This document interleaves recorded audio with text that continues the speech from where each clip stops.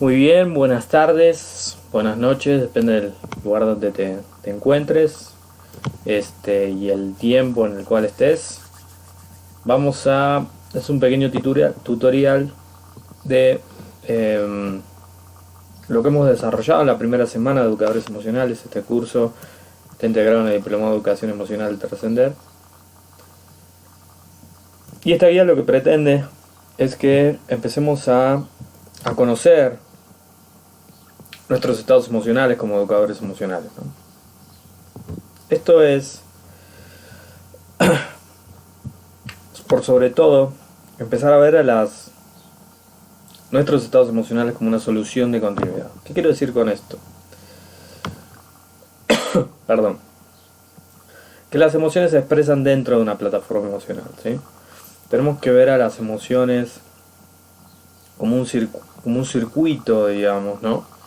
Que está obviamente desplegado y continuamente está monitoreado y eh,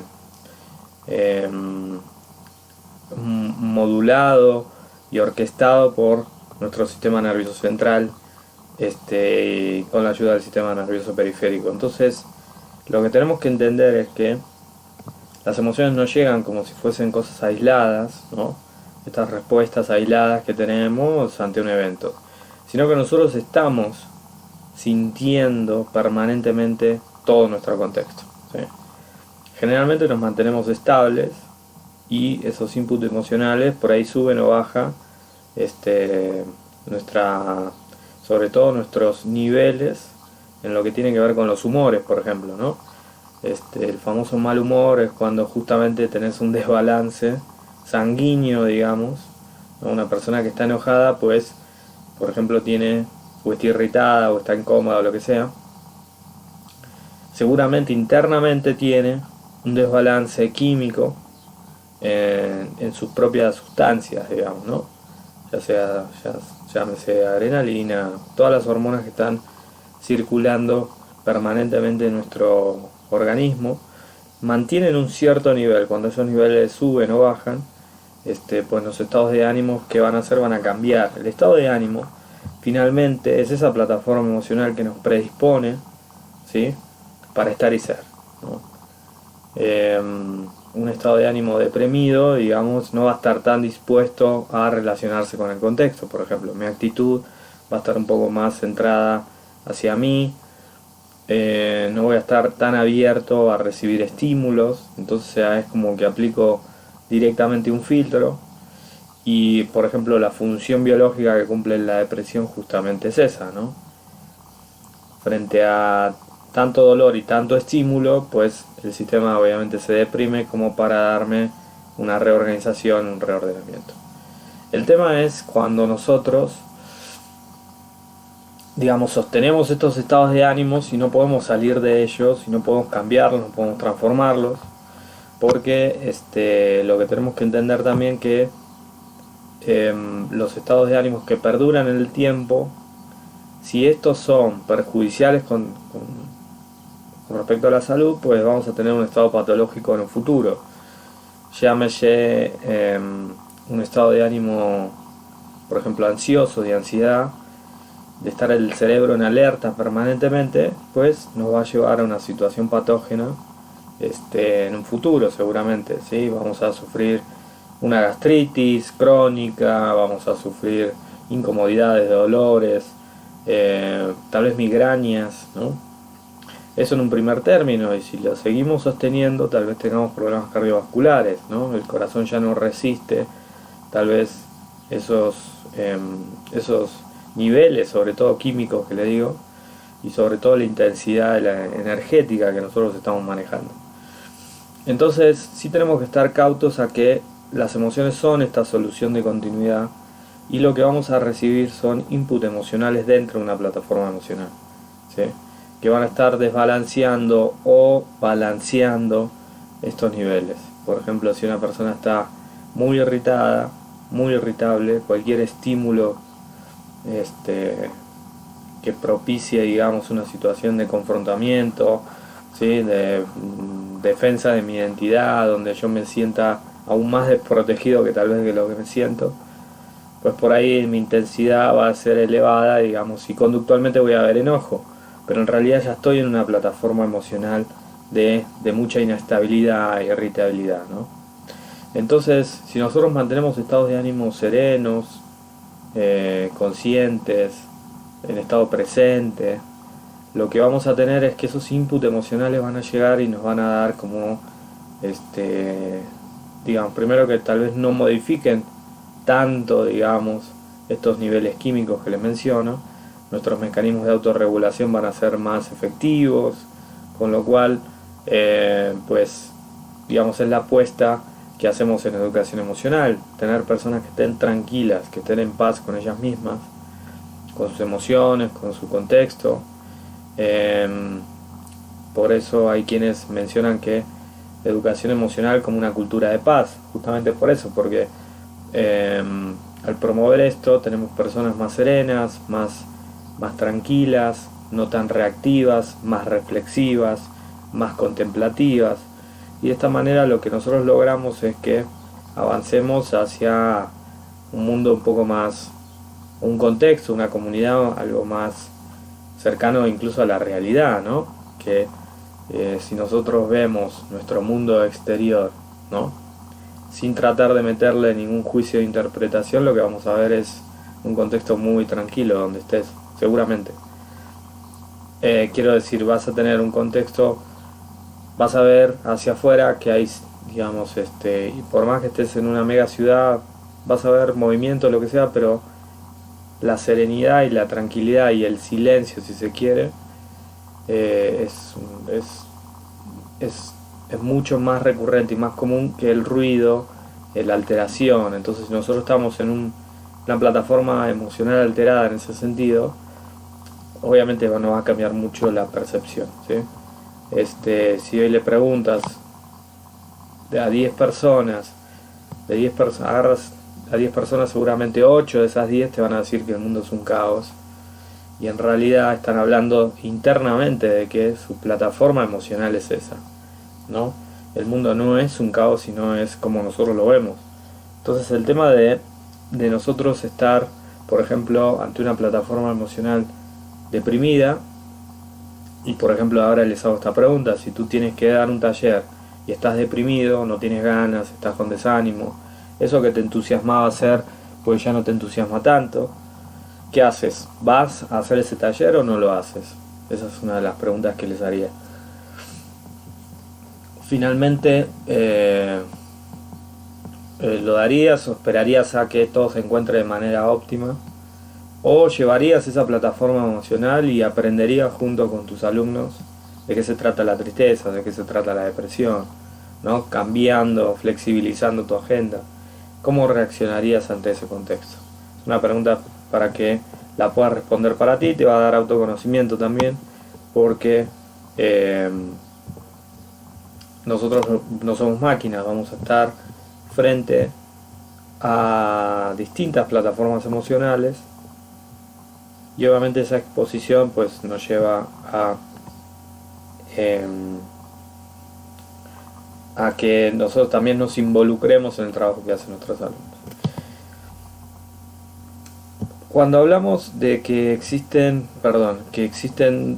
dos modos, ¿no?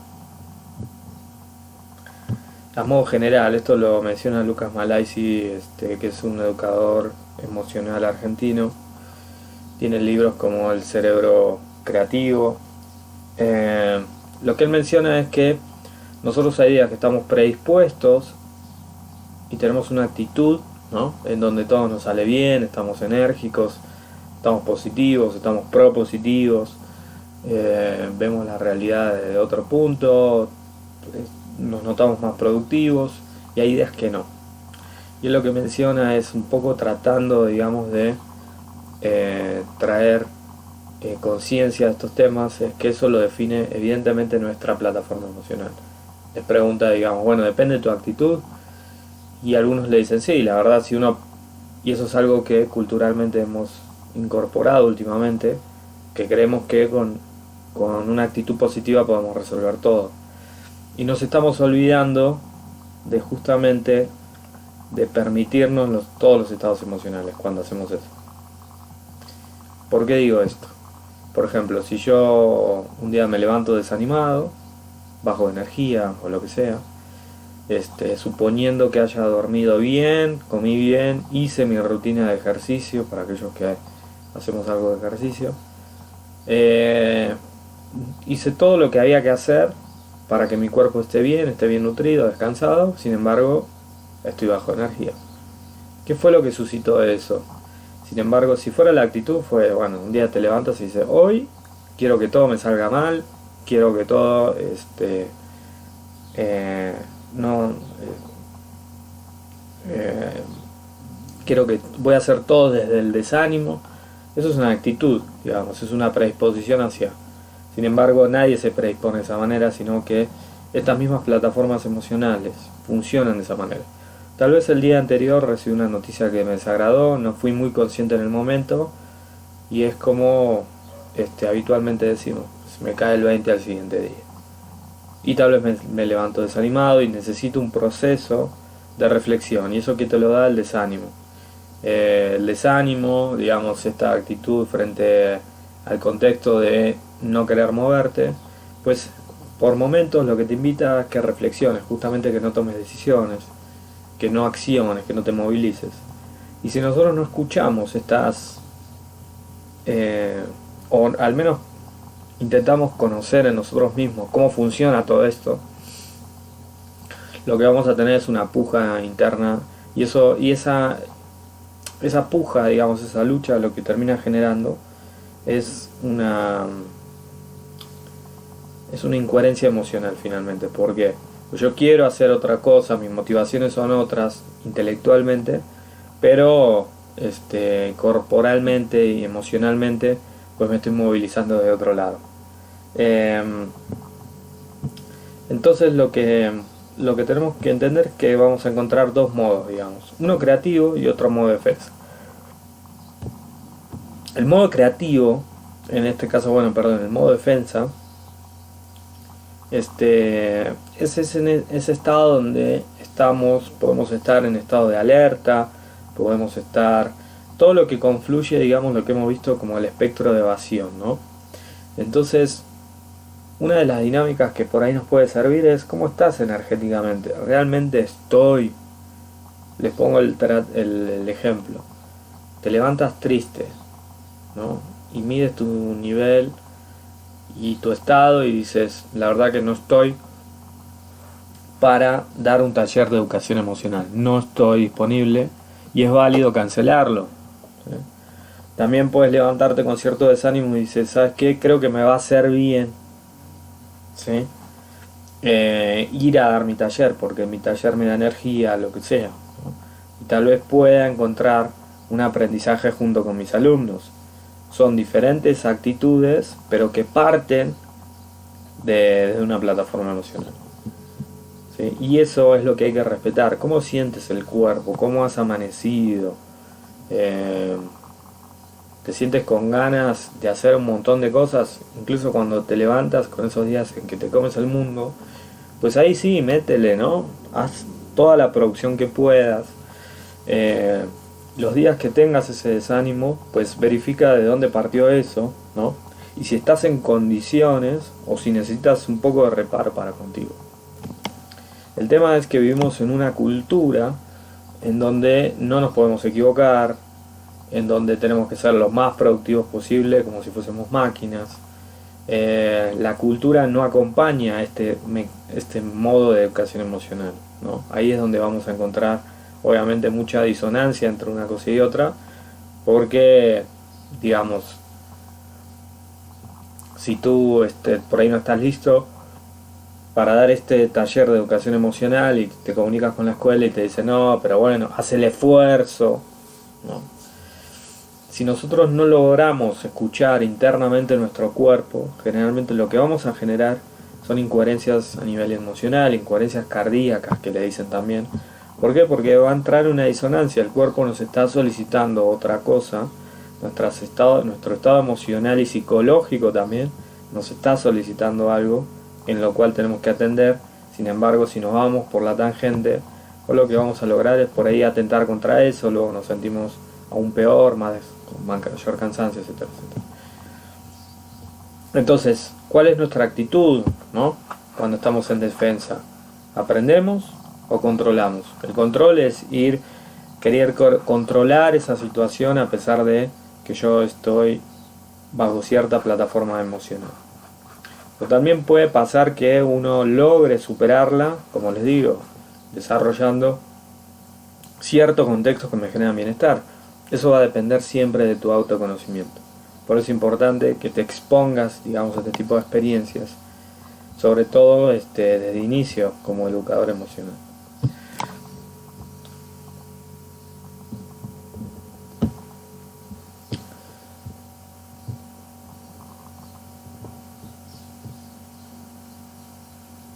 El modo creativo, vamos a ver que obviamente estamos entusiasmados, el cerebro funciona óptimamente, todo sale bien, pareciera que todo sale en un nivel de profundidad, todo está sincronizado, ¿sí?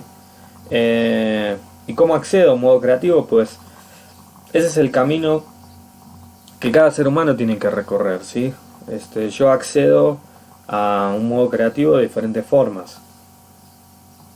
Una que me predispone, digamos, es, fíjense que hay sutilezas. El tema de, bueno, obviamente desde lo fisiológico, si yo no duermo mis 7 horas y media, 7 horas, es muy probable que todo mi sistema se deprima. Necesito dormir cierta cantidad de horas, es muy importante esa parte. Cuando no duermo esa cantidad de horas, lo que hago es bajo mis niveles de actividad, ¿sí? Porque sé que no voy a estar óptimo, sé que no voy a estar bajo este modo, ¿sí? Incluso hasta no voy a estar entusiasmado. Entonces, ¿para qué voy a estar luchando contra eso? Contra mi propio cuerpo, contra mis propios estados emocionales. Aparte del estado emocional, el desánimo que me pone, que se me deprime, me está invitando a descansar, a reflexionar, a ver mi hábito de sueño, por ejemplo, si es que no dormí bien. Entonces, eso uno lo tiene que ir recorriendo también. El tema de mí del ejercicio, también yo, como estamos en esa cultura de competencia, como les digo, que no hace nada bien, nos hemos ido completamente al otro extremo, digamos, de la autoconciencia, sobre todo, de ser consciente de nosotros mismos. Yo con que vaya a caminar o haga entre 20 a 30 minutos de ejercicio, con eso basta. No tengo que ser un atleta, no me tengo que anotar en CrossFit para optimizar mi cuerpo, no lo necesito. Ya lo he probado, incluso hasta si yo me meto en un nivel de ejercicio muy profundo, mi cuerpo hasta se deprime, se siente exigido, me lesiono, por ejemplo, ¿no? Entonces, ¿para qué voy a exponerme? Voy a exponer mi cuerpo a ese nivel de exigencia si yo no quiero ser atleta, digamos, ¿no? Pero eso yo obviamente lo tengo claro. Entonces, ¿cómo accedes tú a tu modo creativo, digamos? ¿Cómo accedes al alimento, por ejemplo? Yo sé que dietas extremas y convertirme en vegetariano y en vegano, ya lo he intentado y no me ha funcionado. Mi cuerpo se deprime, siento falta de energía, incluso hasta clínicamente no me ha ido muy bien. Entonces uno tiene que incorporar también, bueno, de qué manera me voy a alimentar, ¿no? Y no ser muy exigente. Entonces yo en un momento dije, ¿sabes qué? Voy a sacar todo lo que me hace mal, refrescos, azúcar, todo eso. Lo retiré y me empecé a sentir mejor. Entonces estaba estimulando esto, de alguna manera mis estados de ánimo estaban mejor a partir de mi alimentación. Eso es básico, digamos, de ahí tenemos que partir. Luego, ¿de qué manera? Por ejemplo, yo sé que estar en modo creativo no es que tampoco lo tenemos que tomar como que nos tenemos que sentir así todo el tiempo, no. Sino verlo como, esto lo tenemos que ver como un valor, digamos, ¿no? como vemos un valor. No idealizarlo, sino humanizarlo, el modo creativo. Esto es, incorporarlo dentro de mis propios límites. ¿Esto lo puedo hacer o no lo puedo hacer? No, la verdad que no, me trae problemas, me trae estrés, me trae ansiedad. ¿Para qué te metes ahí? ¿Qué quieres demostrar aparte, no? ¿Qué identidad quieres demostrar ahí? Lo importante es que hagas esa conexión con lo que a ti te sirve y te hace bien y con tus propios límites. Entonces, si por ejemplo, si nosotros accedemos, en mi caso, hay días donde esto funciona mágico y hay días donde funciona a la mitad. O sea, no estoy como, yo sé que, digamos, no estoy al 100, pero estoy un 50%. Entonces me adecuo a ese 50%. Y eso me ha dado mucho bienestar, incluso cuando acompaño al cuerpo en sus sensaciones, trato de respetarlo, y cuando encuentro un desbalance, pues desidentifico, me voy hacia atrás y digo, bueno, acá, ¿qué fue lo que ocurrió para desbalancearme de esta manera? Pero no trato de luchar contra el desbalanceo. El desbalanceo ya sucedió, así como suceden las emociones, pues ya sucedió. A veces luchamos contra cosas que ya están ahí, ¿no? Y luchar lo único que lleva es a mayor estrés, a que uno se lastime, que dañe su cuerpo, sobre exigencia, ¿no? Pero sobre todo porque a veces queremos proyectar una imagen de que todo está bien, ¿no? De que, digamos, soy un chingón, ¿no? Yo siempre tengo una actitud positiva. La gente que yo veo con una actitud positiva todo el tiempo, le digo, ¿cómo está sufriendo esa persona? Internamente, seguramente.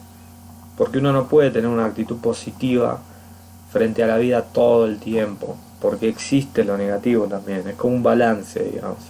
Las cosas suceden. Si se te muere tu perro y estás triste y estás sonriendo diciendo, bueno, pero yo sé que está en un lugar mejor, pues en realidad no estás siendo coherente emocionalmente, ¿no? Si te acaban de despedir, pues no va a ser una situación grata. Y es muy probable que te deprimas, no pasa nada.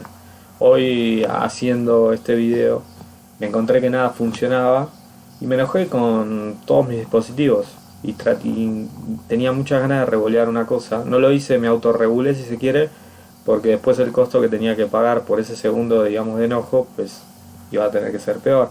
Pero sí desplegué toda mi verborragia, ¿no? Y me descargué. ¿Y por qué? Pues estoy enojado, me enojé. ¿Qué problema hay? O sea, no es que tenemos que eh, ser el Dalai Lama fluyendo en modo creativo.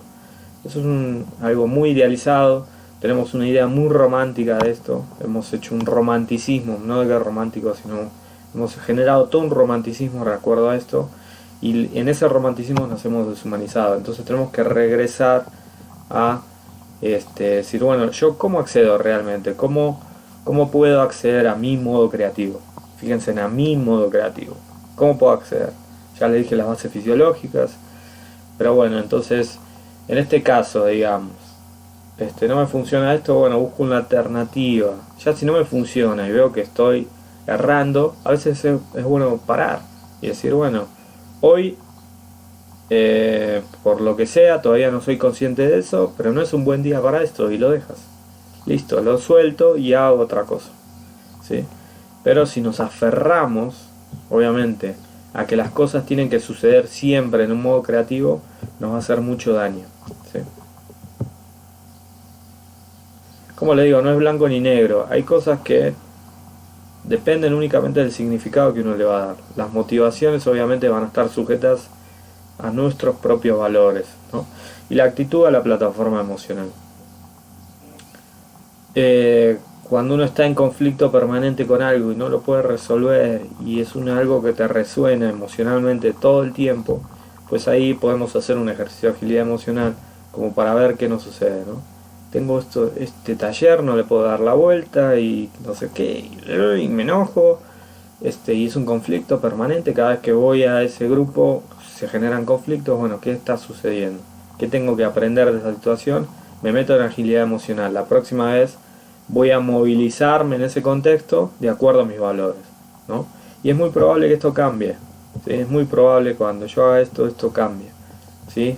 Frente a un estado de defensa, frente a un cerebro en defensa, ¿sí? Cuando las cosas nos salen erradas, o porque tenemos un grupo difícil, o porque como educadores hay algo que tenemos que aprender y nos incomoda ese aprendizaje, pues me movilizo de acuerdo a mis valores. ¿Quién quiero ser? Pues quiero ser yo mismo, quiero que me respeten, quiero sentirme valorado, etcétera, etcétera. Bueno, ¿qué acciones puedes tomar desde ahí? Pues voy a ser más honesto, creo que no me abrí del todo con ellos, listo, ahí tenés. ¿Sí? Y esta plataforma emocional seguramente cambie, ¿sí? Y es muy probable que cambie tu actitud en la medida que va cambiando esa plataforma emocional. Porque incluso cuando uno conecta con las motivaciones, cambia la plataforma emocional y me mete en otro estado, en otra predisposición, ¿no? Tenemos que identificar las características del educador emocional como para hacerlo más humanizado, o sea, nos hemos deshumanizado, ¿no? Entonces, yo considero que un buen educador emocional siempre está pensando en este carácter humano, ¿sí? Esto es, yo tengo mis limitaciones, puedo ser incoherente emocional y ser educador emocional. ¿Por qué? Porque estoy aprendiendo, porque el aprendizaje nunca se termina, porque en este ida y vuelta del aprendizaje, en la medida que yo les enseño a mis alumnos, capacitando o colaboradores, pues lo que se va a generar en mí también es un aprendizaje. ¿Saben en dónde uno más aprende? Pues enseñando. El mayor aprendizaje de lo que hagas, hay una pirámide de aprendizaje, por ejemplo la lectoescritura es un 5%, pero el 95% de la posibilidad que uno enraice, sí, o sea que uno arraigue, quiero decir, un aprendizaje es enseñando. Entonces lo que van a aprender es muchísimo. Tenemos que ser flexibles, ¿por qué? Porque los estados emocionales son cambiantes, las plataformas emocionales son cambiantes. Incluso dentro de una misma sesión vamos a notar que las plataformas emocionales se mueven, ¿no? Podemos pasar desde el aburrimiento hacia el entusiasmo y luego meternos en la incomodidad, enojo, que alguna persona se enoje o te rechace lo que te estás mostrando, etcétera, etcétera. Tenemos que ser flexibles en ese sentido. ¿Para qué? Para movilizarnos lo mejor posible. Y obviamente la observación es lo que va a lograr esta flexibilidad y el carácter humano. Si nosotros podemos observar cómo están nuestros alumnos emocionalmente, a través de su conducta sobre todo, lo que vamos a hacer, en definitiva vamos a ser mejores educadores emocionales, ¿sí? Es importante ese carácter observador, incluso también y la mirada apreciativa del observador, ¿no? No rechazar lo que nos están ofreciendo, sino incorporarlo dentro del aprendizaje, ¿sí?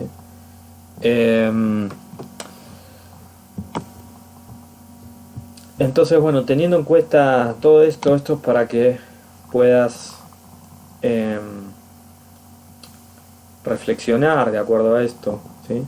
Trata el tema de la flexibilidad, lo vamos a ver más adelante, que vamos a planificar una agenda, pero también va a haber una agenda emergente, obviamente. Si nosotros estamos tratando la alegría y plataformas emocionales de aproximación, pero tenemos un niño que acaba de tener un impacto emocional fuerte, doloroso, pues lo que vamos a hacer en definitiva es tratar, digamos, de tal vez de acompañar esa plataforma emocional y que entre todos podamos entender de qué se trata esto de las emociones, incorporar esa agenda emergente en nuestra cotidianidad como educadores emocionales.